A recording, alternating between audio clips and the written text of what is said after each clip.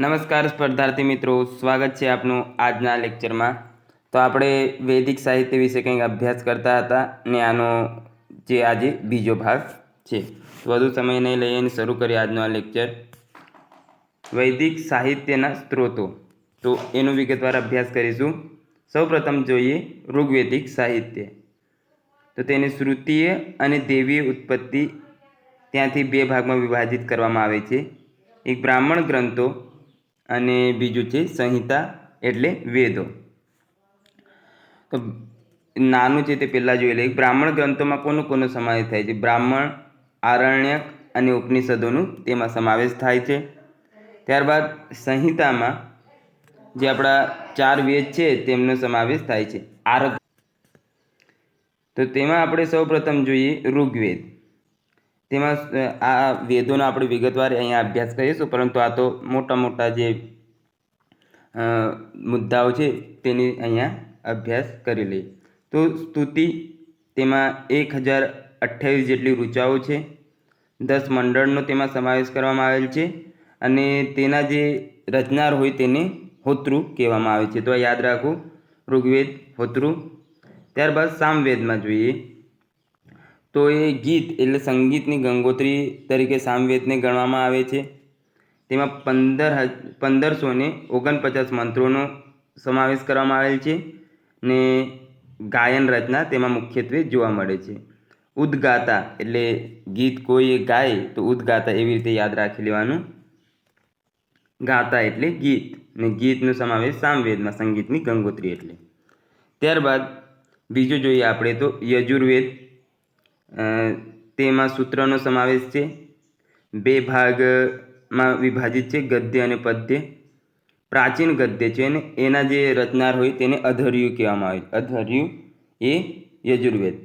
ઋગ્વેદના હોતૃ, સામવેદના ઉદ્ગાતા, યજુર્વેદના અધર્યુ ને અથર્વવેદના બ્રહ્મ, જે આપણે આગળ જોઈએ તો એ જાદુટોના સાથે સંકળાયેલ વેદ છે। અમુક વિદ્વાનો આને વેદ ગણતા નથી। તો વેદત્રયીમાં કોનો સમાવેશ થાય? ઋગ્વેદ, સામવેદ, યજુર્વેદ। અથર્વવેદનો અમુક વિદ્વાનો સમાવેશ કરવા માંગતા નથી, કારણ કે આ સમયગાળો બહુ દૂરનો અહીં થઈ જાય છે। 2 ભાગમાં વિભાજિત છે। ઔષધિઓની મોટા ભાગે આમાં ચર્ચા કરવામાં આવેલ છે। ત્યારબાદ જોઈએ આપણે ઉત્તર વૈદિક સાહિત્ય। તેમાં સ્મૃતિ ગ્રંથોમાં વેદાંગ અને ઉપવેદનો સમાવેશ થાય છે। તો વેદાંગમાં જોઈએ તો શિક્ષા, કલ્પ, વ્યાકરણ, નિરુક્ત, છંદ અને જ્યોતિષ, આ 6 વેદાંગ છે। અને ઉપવેદમાં આયુર્વેદમાં ઔષધિ છે, શિલ્પવેદમાં મૂર્તિશિલ્પ છે, ગાંધર્વવેદમાં સંગીત ને ધનુર્વેદમાં યોદ્ધા છે। આમના ઉપવેદ આગળ આપેલ હશે તો તે આપણે વ્યવસ્થિત જોઈશું। તો સૌપ્રથમ આપણે જોઈએ ઋગ્વેદિક સાહિત્ય। ઋગ્વેદમાં વર્ણવાયેલી સંસ્કૃતિને આર્ય સંસ્કૃતિ અથવા પૂર્વ વૈદિક સંસ્કૃતિ કહે છે। આર્યો જે આપણે અન્યથી આપણા ભારતમાં આવ્યા હતા તો તેમની વિગતવાર ને વ્યવસ્થિત માહિતી આપણને ઋગ્વેદમાંથી મળે છે। જ્યારે ઋગ્વેદ બાદ રચાયેલા 3 વેદો, ઉપનિષદો, આરણ્યકો અને બ્રાહ્મણ ગ્રંથોમાં વર્ણવાયેલ સંસ્કૃતિને વૈદિક સંસ્કૃતિ કહે છે। આ જે ઋગ્વેદમાં છે તેને આર્ય સંસ્કૃતિ અથવા પૂર્વ વૈદિક સંસ્કૃતિ કહે છે ને ત્યારબાદના જે 3 વેદો રચાયા તેમની સંસ્કૃતિને વૈદિક સંસ્કૃતિ કહેવામાં આવે છે। હવે વેદ વિશે જોઈએ તો વેદ શબ્દ વિદ એટલે ધાતુ ઉપરથી ઉતરી આવ્યું છે, જેનો અર્થ જાણવું। વેદ શબ્દ જ્ઞાનનું પ્રતીક છે। તો વેદ એ વિદ પરથી ઉતરી આવેલ છે ને જેનું અર્થ શું થાય છે? વેદનો અર્થ તો જાણવું એવું થાય છે। પ્રાચીન રચનાઓનું પ્રથમ સાહિત્ય વેદો હતા। સૌપ્રથમ વેદોની રચના કરવામાં આવી હતી। વૈદિક સાહિત્યમાં સિંધુ નદીનો મહત્તમ ઉલ્લેખ કરવામાં આવ્યો છે। તે ઉપરાંત વેદોમાં વસુધૈવ કુટુંબકમનો આદર્શ રહેલો છે, એટલે વિશ્વ એક કુટુંબ છે એની ચર્ચા કરવામાં આવી હોય તો તે છે વેદો। વેદો દ્વારા આર્યોના સામાજિક, આર્થિક, ધાર્મિક અને રાજનૈતિક જીવન સંબંધિત જાણકારી આપણને મળતી જોવા મળે છે। ત્યારબાદ આગળ જોઈએ કે વેદો સંસ્કૃતમાં અને પદ્ય ગદ્ય સ્વરૂપમાં છે। વેદોને સર્વોચ્ચ આધ્યાત્મિક જ્ઞાનના સ્ત્રોત માનવામાં આવે છે। વેદો 4 છે, ક્રમમાં યાદ રાખવા: ઋગ્વેદ, યજુર્વેદ, સામવેદ અને અથર્વવેદ. ઋગ્વેદ, યજુર્વેદ, સામવેદ અને અથર્વવેદ. ઋગ્વેદનો સમય ઈસવીસન પૂર્વે 1500 થી 1000 અને અથર્વવેદ, યજુર્વેદ, બ્રાહ્મણ, આરણ્યક, ઉપનિષદોનો સમય 1000 થી 500 ઈસવીસન પૂર્વેનો ગણવામાં આવે છે. એટલે જે આપણે વૈદિક કાળ કહેવામાં આવે તો 1500 થી 1000, અને ઉત્તર વૈદિક એટલે એ પછીનો સમય તો 1000 થી 500નો માનવામાં આવે છે. વર્ષ 2008માં યુનેસ્કોએ વૈદિક પાઠની પરંપરાને માનવતાની મૌખિક તથા અમૂર્ત કૃતિ જાહેર કરી હતી.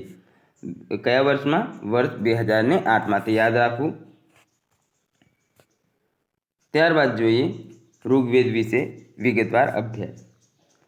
તો ઋગ્વેદ 4 વેદોમાં ઋગ્વેદ સૌથી જૂનો તેમજ સૌથી વિશાળ વેદ છે. હા, આટલું અહીંયા જણાવી દેવાનું કે મિત્રો, આપ જો એવું વિચારતા હોય કે અમે જીસીઆરટીમાંથી જ બધું વાંચી લઈશું, તો આ એક ઉદાહરણ છે. તમે જોશો જીસીઆરટીમાં તો કંઈ જ અહીંયા ઋગ્વેદ વિશે એટલું બધું નહીં, પણ જ્યારે તમે એનસીઆરટીનું સંકલન અહીંયા જોશો તો કેટલું બધું આપેલ છે. તો તૈયારી કરો તો વ્યવસ્થિત કરો, બાકી આમ ખાલી કરીએ તો એમાં કંઈ મજા નહીં.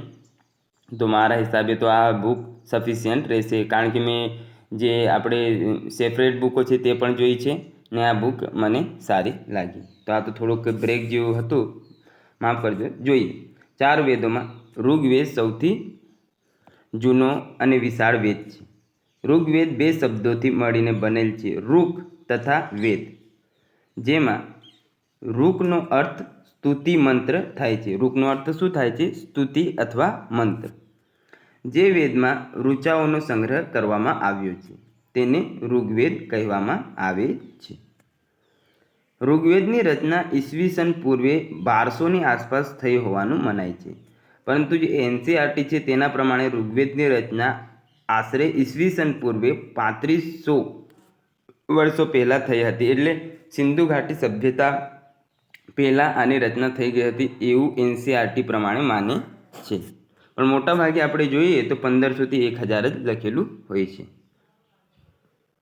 ત્યારબાદ આગળ જોઈએ કે શરૂઆતમાં ઋગ્વેદના લખાણોનું છાપકામ હિમાલય પર્વત પરના ભુર્જ નામના વિશિષ્ટ વૃક્ષની પાતળી આંતરછાલ ભોજપત્ર પર પાંડુલિપિમાં કરવામાં આવતું હતું. આપણે આનું વિગતવાર અભ્યાસ જોઈ ગયા કે કેવી રીતે ભુર્જ નામની વનસ્પતિના જે પત્ર હોય તેના પર લખવામાં આવે છે. તેના પુરાવા કાશ્મીર ક્ષેત્રમાંથી મળી આવ્યા છે. આ પુરાવો મહારાષ્ટ્રના પુણે ખાતેના એક પુસ્તકાલયમાં સુરક્ષિત રાખવામાં આવેલ છે. ઋગ્વેદમાં આર્ય અને અનાર્ય સંસ્કૃતિનો સમન્વય જોવા મળે છે. ઋગ્વેદ પ્રાચીન સંસ્કૃતિ કે વૈદિક સંસ્કૃતમાં લખાયેલ છે. આ ઉપરાંત તેમાં 300 જેટલા મુંડા અને દ્રવિડ ભાષા સમૂહના શબ્દો પણ જોવા આપણને મળતા હોય છે. જે ઇમ્પોર્ટન્ટ બાબતો હશે એ 2 વાર હું રિપીટ કરવાનો પ્રયત્ન કરીશ. પદ્યમાં લખાયેલ આ ગ્રંથ 1028 સૂક્તો એટલે ઋચાઓ, 10 મંડળ એટલે ભાગ અને 10,580 મંત્રોમાં વિભાજિત છે.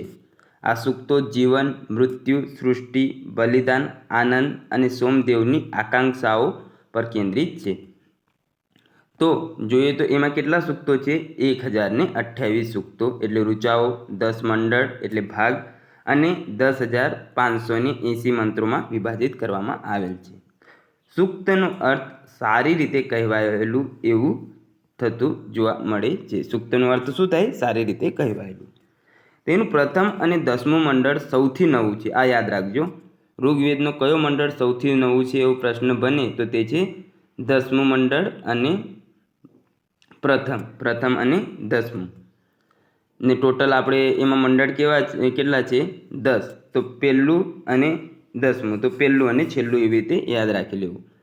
તેમજ બીજાથી 7મું મંડળ સૌથી પ્રાચીન ગણાય છે. સૌથી જૂનું બીજાથી 7મું, એટલે 8મું 9મું સિવાયના બીજા બધા કામના જ છે. પહેલું અને 10મું આપણે જોઈએ તો સૌથી નવું અને 2 થી 7 સૌથી જૂના. 8મું 9મું તમારે બાકાત રાખવા. બીજાથી 8મા મંડળના રચયિતા ક્રમશઃ ગૃત્સમત, વિશ્વામિત્ર, વામદેવ, અત્રિ, ભારદ્વાજ, વશિષ્ઠ, કણ્વ અને અગિરા છે. તો આટલું બધું તો યાદ ના રહે, વાંધો નહીં. આગળ જોઈએ. ઝંદવેસ્તા એ ઝોરોસ્ટ્રિયન ધર્મનો પાર્સિયન એટલે ઈરાની ભાષામાં લખાયેલ પવિત્ર ગ્રંથ છે. આ ગ્રંથમાંથી ઉત્તર અને ઉત્તર પશ્ચિમ ભારતનો સંદર્ભ મળે છે. આ ગ્રંથના કેટલાક શબ્દો વેદોના શબ્દો સાથે સમાનતા ધરાવતા જોવા મળે છે. હવે વિશેષમાં થોડુંક જોઈ લઈએ તો સંસ્કૃત ભાષા ભારોપીય એટલે ભારત યુરોપીય ભાષા સમૂહની એક ભાષા છે.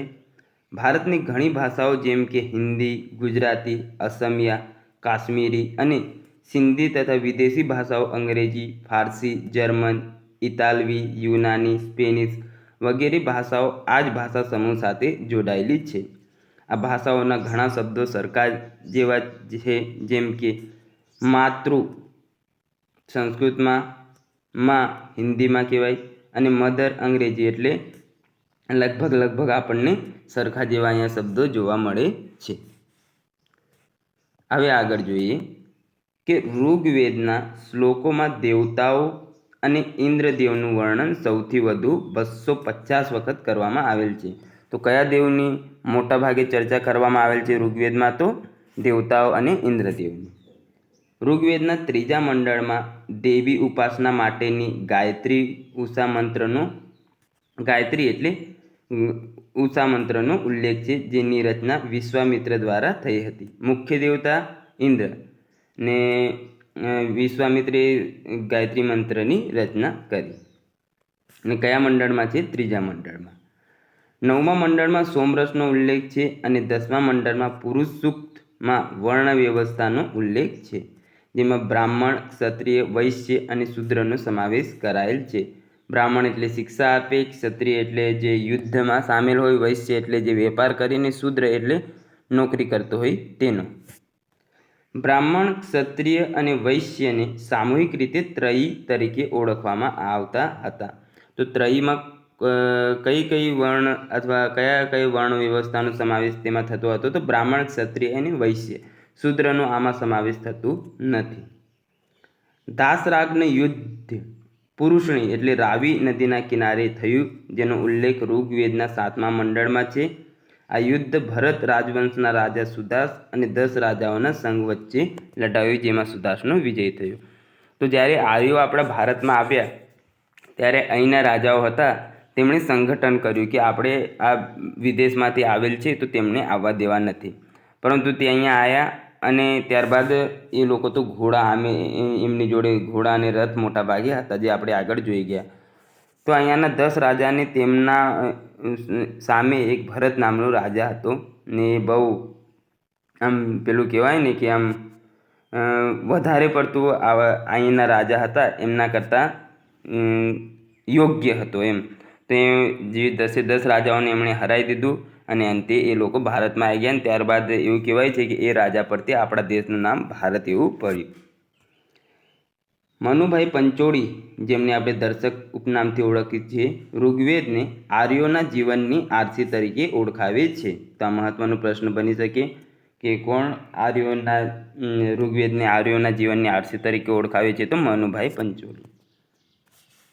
ત્યારબાદ આગળનો આપણો વેદ છે યજુર્વેદ. આ વેદને યજ્ઞનો વેદ કહેવામાં આવે છે. પદ્ય અને ગદ્યમાં લખાયેલ છે. તો કયો વેદ પદ્ય અને ગદ્યમાં લખાયેલ છે એવો પ્રશ્ન બને તો એ આવશે યજુર્વેદ. યજ્ઞ સમયે બોલવામાં આવતા મંત્રો, ક્રિયાઓ અને વિધિઓનું વર્ણન તેમાં કરવામાં આવે છે. મેં આગળ આપણે સામવેદને 2 પદ્ય અને ગદ્યમાં કદાચ કહી દીધેલ હતું, તો એ જોઈ લેજો સેજ. કોને કીધું ખ્યાલ નહીં, પરંતુ યજુર્વેદ એ પદ્ય અને ગદ્યમાં વર્ણન કરવામાં આવેલ છે, લખાયેલ છે. યજુર્વેદ 2 શબ્દોથી મળીને બનેલ છે, યજુ તથા વેદ.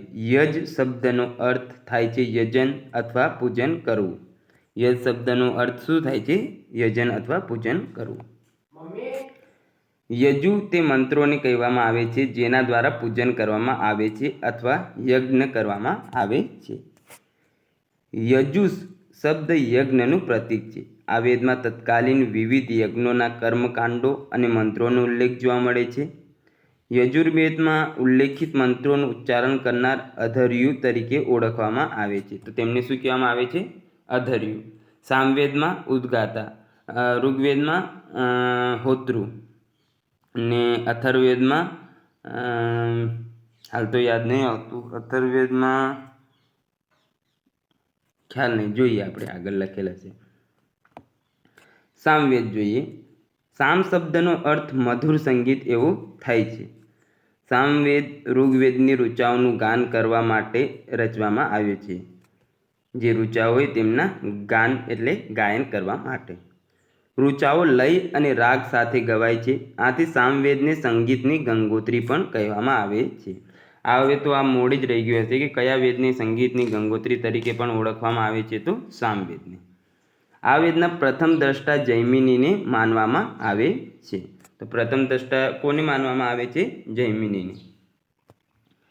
ત્યારબાદ આગળ જોઈએ અથર્વવેદ. આ વેદની રચના અથર્વ ઋષિએ કરી હતી. આ વેદમાં વિભિન્ન પ્રકારના સંસ્કારો અને કર્મકાંડોનું વર્ણન કરવામાં આવ્યું છે. આ વેદ સૌથી અંતિમ લખાયેલો છે. તો કયો વેદ સૌથી અંતિમ લખાયેલ છે? તો તે છે અથર્વવેદ. આ વેદ મુખ્ય રૂપથી મનુષ્યની શાંતિ અને સમૃદ્ધિ સાથે સંબંધિત છે, તેમજ મનુષ્યના દૈનિક જીવનની બાબતોનો સ્વીકાર કરે છે. આ વેદ ઘણા રોગોપચારો પર કેન્દ્રિત છે, એટલે આયુર્વેદની મોટા ભાગે ચર્ચા આ વેદમાં કરવામાં આવેલ છે. અથર્વવેદ સૌથી છેલ્લે લખાયેલ ગ્રંથ છે. આથી અમુક વિદ્વાનો તેને વેદ તરીકે માન્યતા આપતા નથી. ત્યારબાદ જે આપણે આગળ ગયા, અથર્વવેદના બ્રહ્મા આવે. ઋગ્વેદના હોતૃ, યજુર્વેદના અધર્યુ, સામવેદના ઉદ્ગાતા અને અથર્વવેદના બ્રહ્મ. આ ઓપ્શનમાં આપીને તમને જોડકા સ્વરૂપે પૂછાઈ શકે છે. ઋગ્વેદ હોતૃ, યજુર્વેદ અધર્યુ, સામવેદ ઉદ્ગાતા અને અથર્વવેદમાં બ્રહ્મ. હવે જોઈએ ઋગ્વેદમાં હોતૃ તો દેવની સ્તુતિ કરવી, યજુર્વેદમાં યજ્ઞ કરવો, સામવેદમાં ઋચાઓનું ગાયન કરવું અને અથર્વવેદમાં યજ્ઞનું નિરીક્ષણ કરવું એવું છે.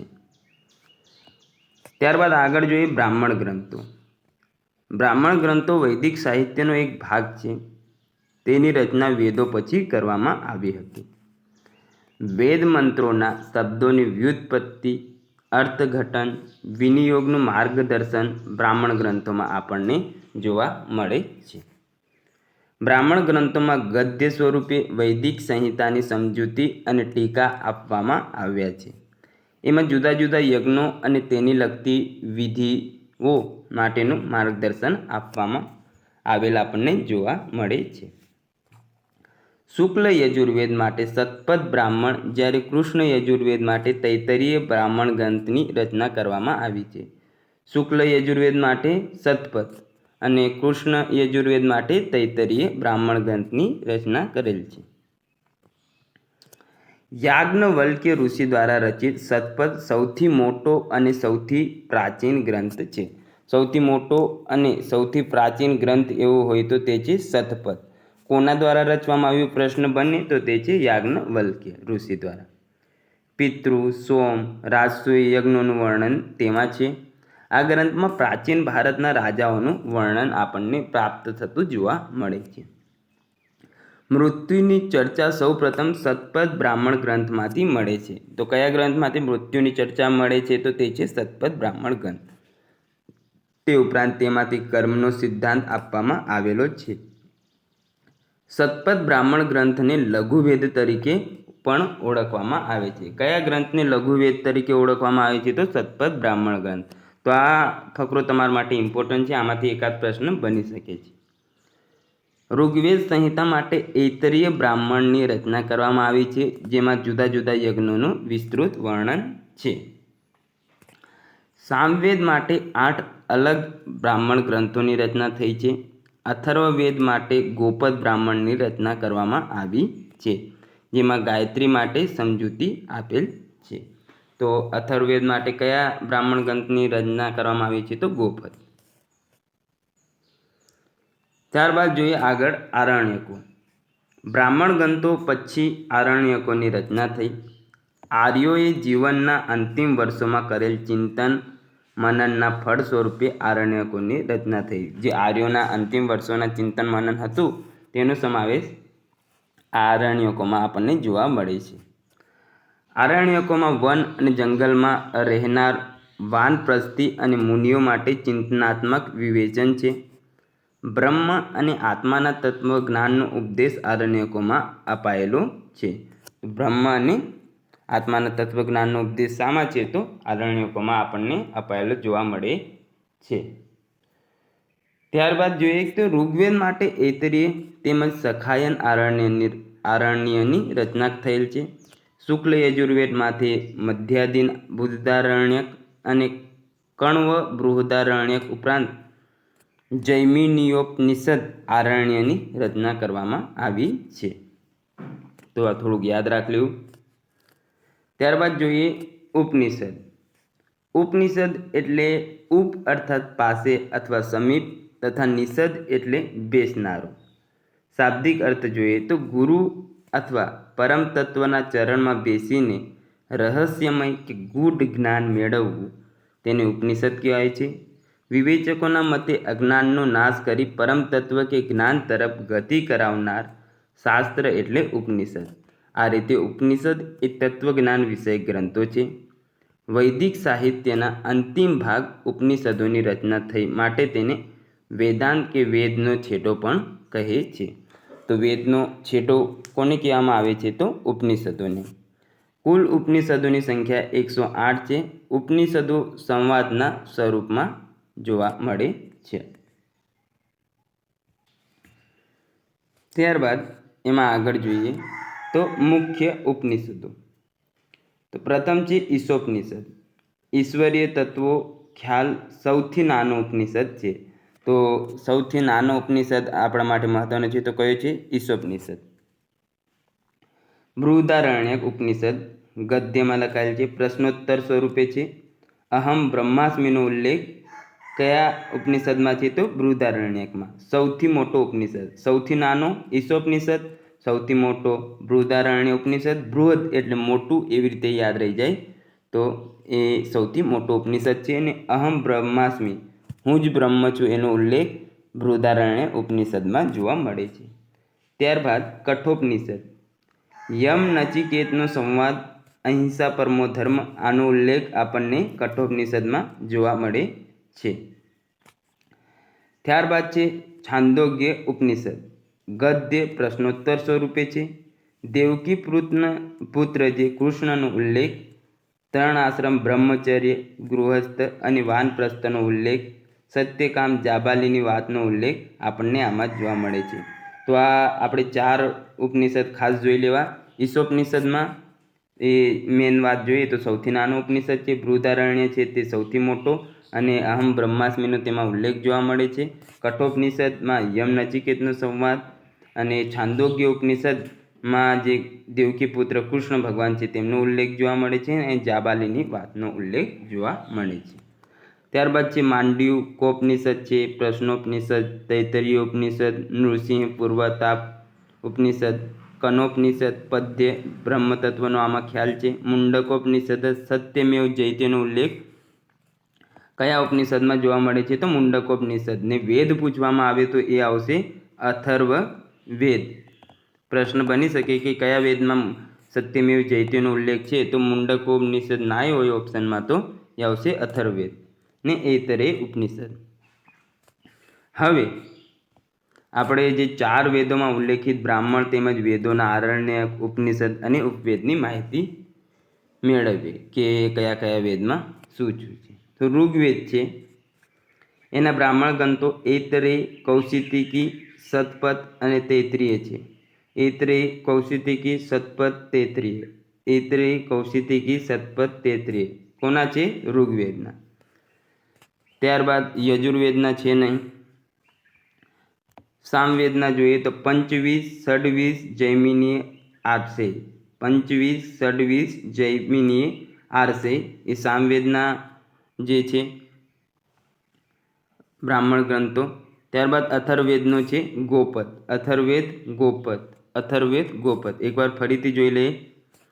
ऋग्वेदना ऐतरेय कौशिकी शतपथ तैतरीय, ऐतरेय कौशिकी शतपथ तैतरीय. सामवेदना 25 26 जैमिनी आरसे, 25 26 जैमिनी आरसे ने अथर्ववेदना છે ગોપદ. ત્યારબાદ આરણ્યકમાં જોઈએ તો ઋગ્વેદમાં ऐतरेय कौशिकी એ તો અહીંયા જ હતા. બૃહદારણ્યક ને તૈતરીય, તૈતરીય પણ અહીંયા છે ને બૃહદારણ્યક ખાલી એક યાદ રાખવાનું. આરણ્યક કયા છે? બૃહદારણ્યક. ऐतरेय कौशिकी બૃહદારણ્યક તૈતરીય ને શતપથ યાદ રાખેલો એટલે ઋગ્વેદનું પતી જતું હોય છે. ત્યારબાદ છે સામવેદના છાંદોગ્ય જૈમિનીય, છાંદોગ્ય જૈમિનીય, છાંદોગ્ય જૈમિનીય.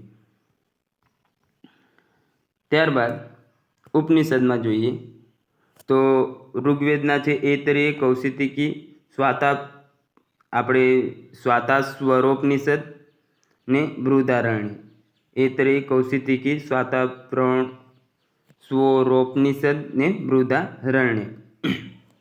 બૃહદારણ્ય તો અહીંયા આવી ગયું એટલે આ સ્વાતાપનિષદ યાદ રાખવાનું. એટલે તમારે આ 4, એક આપણે અહીંયા આવે 5 ને 6, આ 6 યાદ રાખો એટલે આરણ્યક, ઉપનિષદ અને બ્રાહ્મણ ગ્રંથો યાદ રહી જાય ઋગ્વેદના. યજુર્વેદના મૈત્રાયણી કઠોપનિષદ ને આ ઈશોપનિષદ છે. ઋગ્વેદનું જોઈ લેજો. મૈત્રાયણી કઠોપનિષદ તૈતરીય, મૈત્રાયણી કઠોપનિષદ તૈતરીય, મૈત્રાયણી કઠોપનિષદ તૈતરીય. ત્યારબાદ આપણે જોઈએ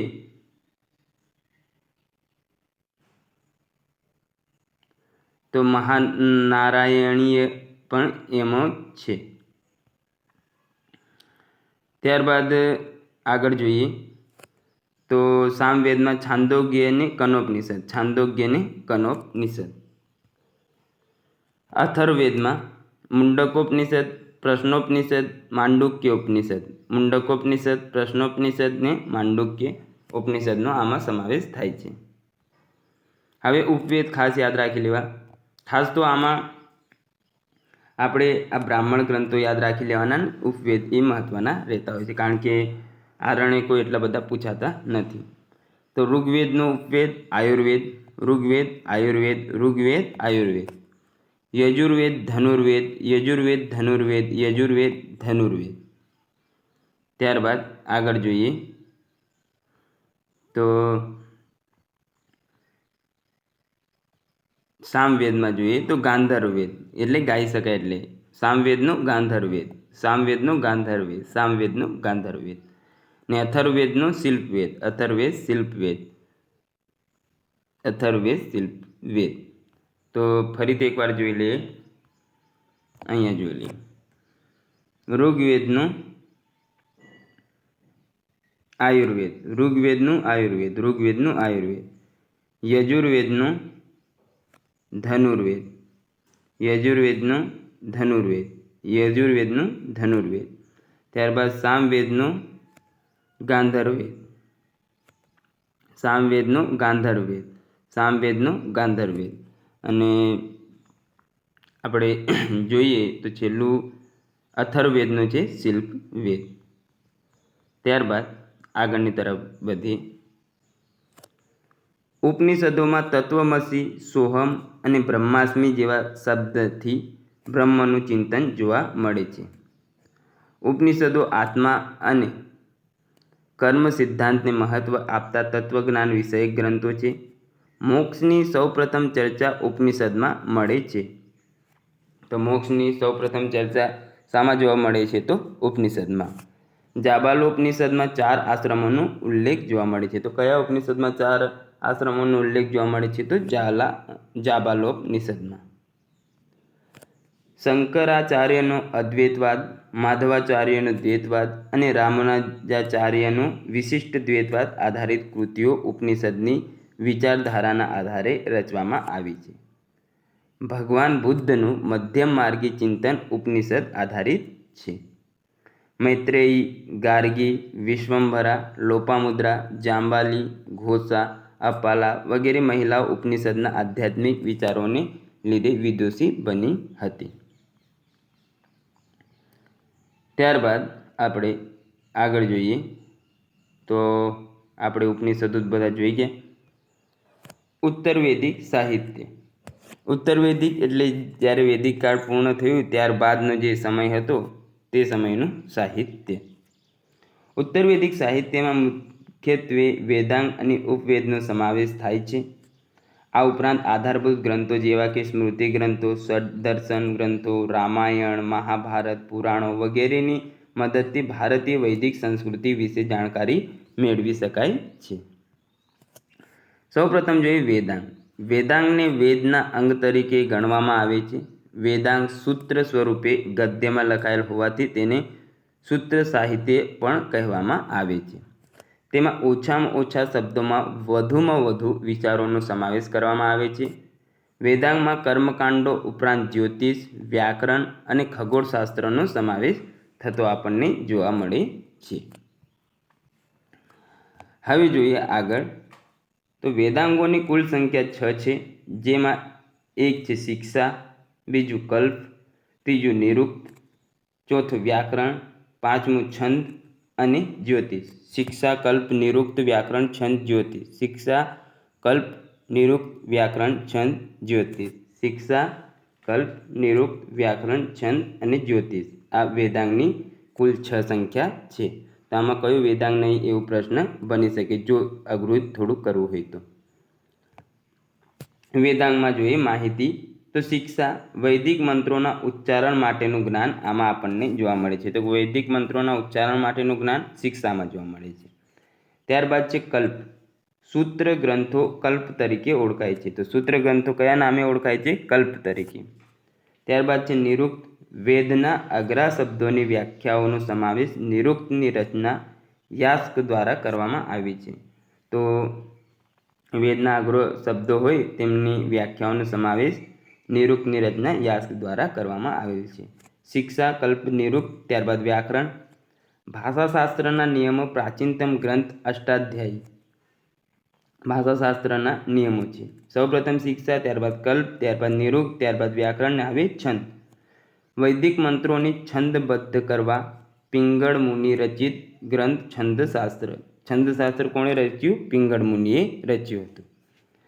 શિક્ષા, કલ્પ, નિરુક્ત, વ્યાકરણ, છંદ ને હવે છેલ્લું જ્યોતિષ. ગ્રહ નક્ષત્રોની સ્થિતિને આધારે મનુષ્ય અને અન્ય સૃષ્ટિના ભવિષ્ય અંગેનું આંકલન કરવાનું શાસ્ત્ર જ્યોતિષને ગણવામાં આવે છે. તો ફરીથી એકવાર જોઈ લઈએ. સૌપ્રથમ શિક્ષા, ત્યારબાદ કલ્પ, નિરુક્ત, વ્યાકરણ, છંદ અને જ્યોતિષ. આ 6 વેદાંગ છે.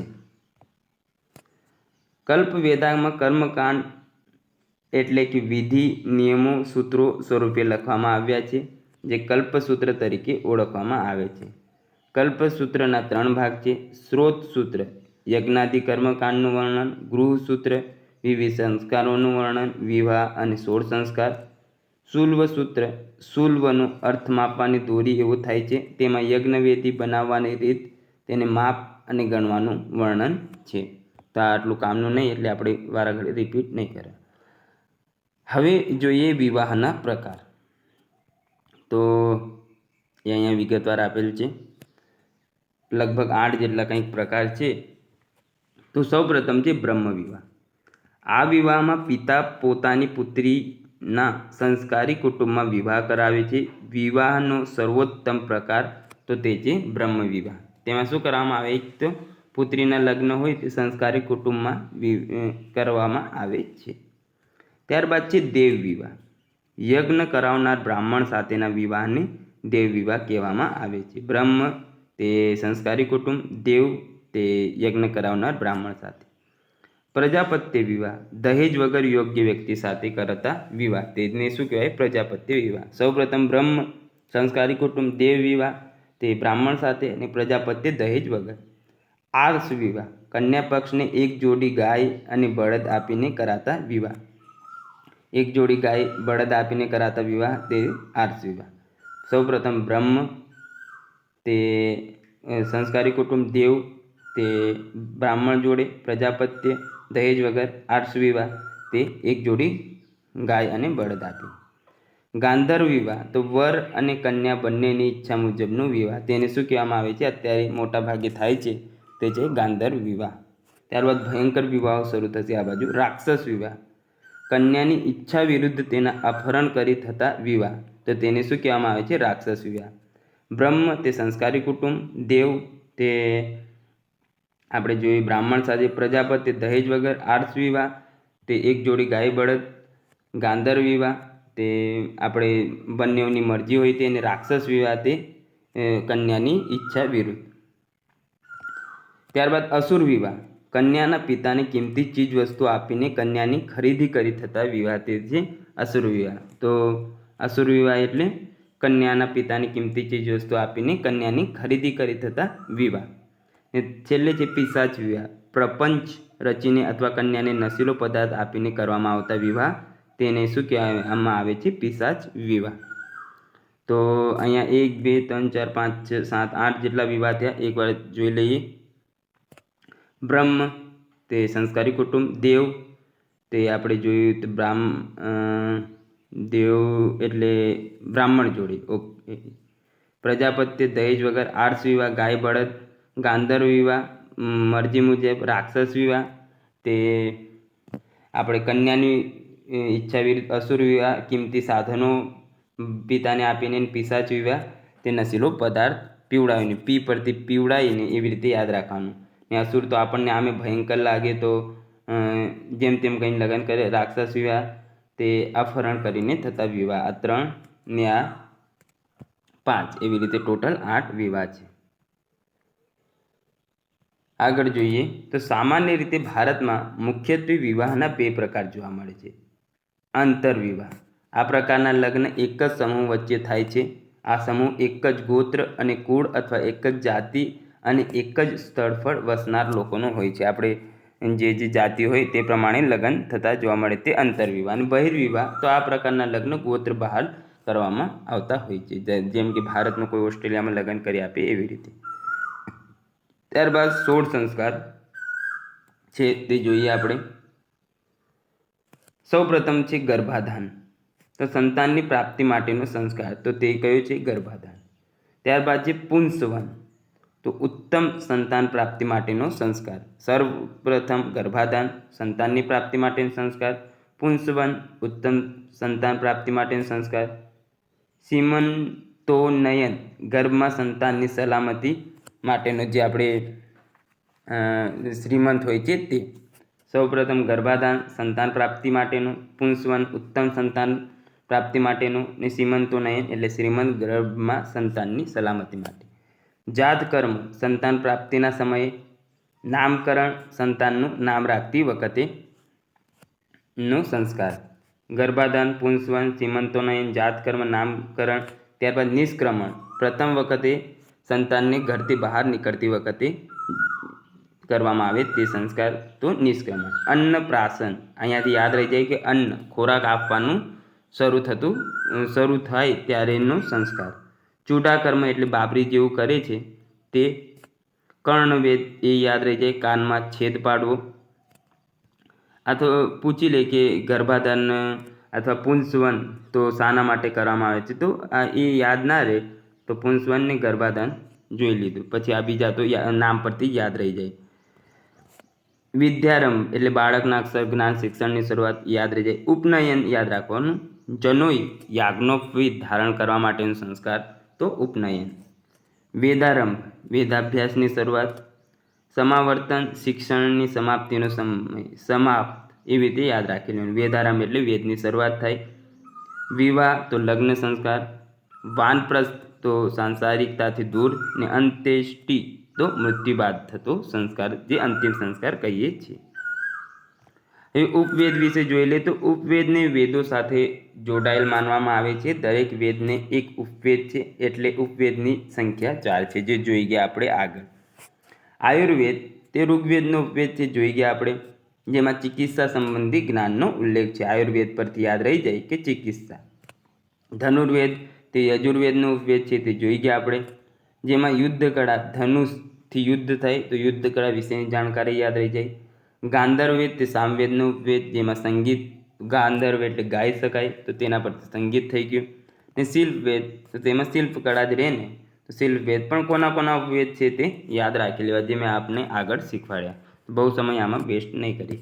તો મિત્રો લેક્ચર અહીં સુધી રાખીએ. આશા છે આજનો લેક્ચર આપને ગમ્યો હશે. વરસાદી માહોલ છે ને મોબાઈલમાં ચાર્જિંગ નહીં, તેમ છતાંય ચાલો મળીએ નવા લેક્ચરમાં. ત્યાં સુધી જોડાયેલા રહો.